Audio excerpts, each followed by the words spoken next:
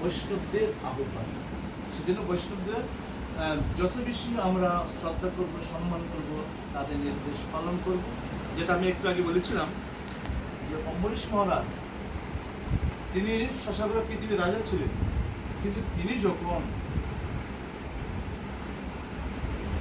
দুর্বাসা ঋষিকে নিমন্ত্রণ করেছেন এই একাদশীর পরের দিন পালন করার জন্য, কিন্তু তিনি তো নির্জলা ছিলেন, অম্বরীশ মহারাজ নির্জলা ছিলেন, পালনের টাইম আছে, কিন্তু টাইমটা চলে গেলে হবে না, পালনের টাইমের মধ্যে পালন করতে হবে।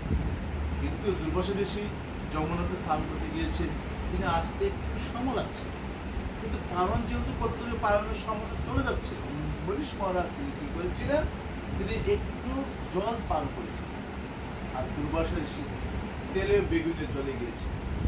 আমি অতিথি, আমাকে নিমন্ত্রণ করে এসেছে, কিন্তু অতিথি আহ্বান না করে মহারাজ তিনি গ্রহণ করেছেন, সেটা কিভাবে হলো?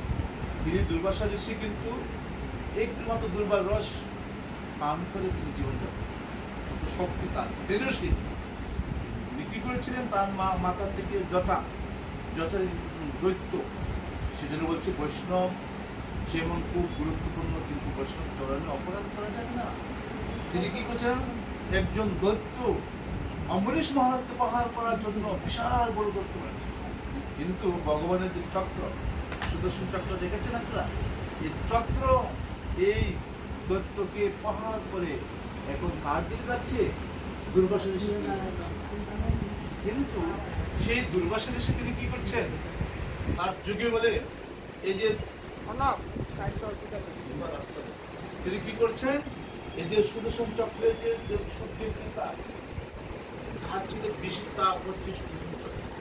সেই তাপে সহ্য করতে না পারে তিনি প্রথম ব্রহ্মার কাছে গিয়েছেন।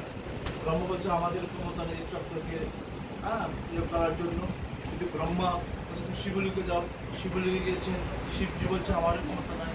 তুমি বৈকুণ্ঠ দাও, বৈকুণ্ঠ বিষ্ণুর কাছে, বিষ্ণু বলেছেন আমারও ক্ষমতা নাই, যে চক্র যদি আমার হাত থেকে চলে যায় আমার কথা শুনে না। সেই জন্য তিনি কি বলছেন, তখন বিষ্ণু ভগবান বিষ্ণু দুর্বাসা ঋষিকে বলছেন অহং ভক্ত পরাধীনা যে অস্বতন্ত্র দেখেন সাধুক বস্ত্রিত ভক্ত ভক্ত জনপ্রিয়।